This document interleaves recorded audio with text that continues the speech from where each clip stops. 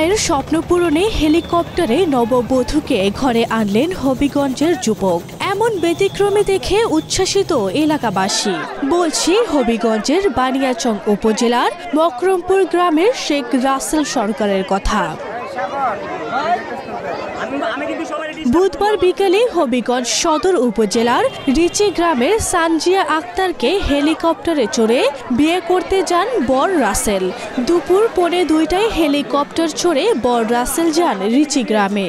সেখানে হেলিকপ্টারে বর দেখতে ভিড় জমান উৎসুক জনতা।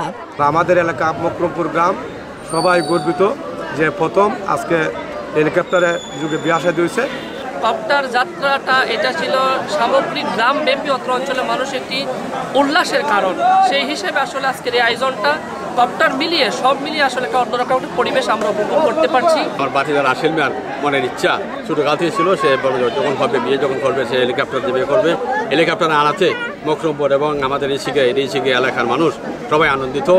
বিয়ের সব আনুষ্ঠানিকতা শেষ হওয়ার পর নববধূকে নিয়ে রাসেল বাড়ির উদ্দেশ্যে রওনা হন।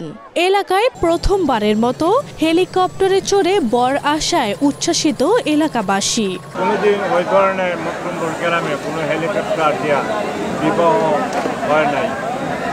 এটা আমাদের জন্য একটা সুন্দর এবং ভবিষ্যতের একটা বাণী হিসাবে হয়ে গেল।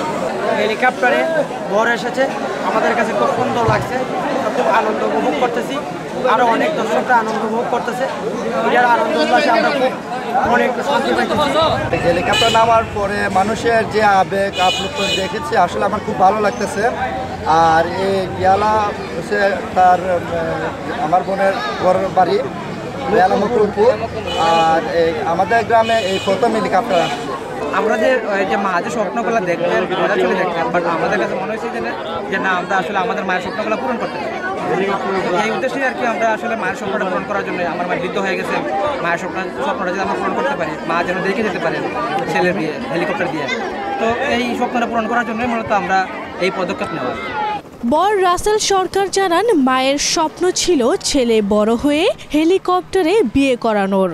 তাই মায়ের স্বপ্ন পূরণ করতে হেলিকপ্টারে নববধূকে ঘরে তুলেছেন এই যুবক। আরভি ইসলাম হিমু, এশিয়ান টেলিভিশন।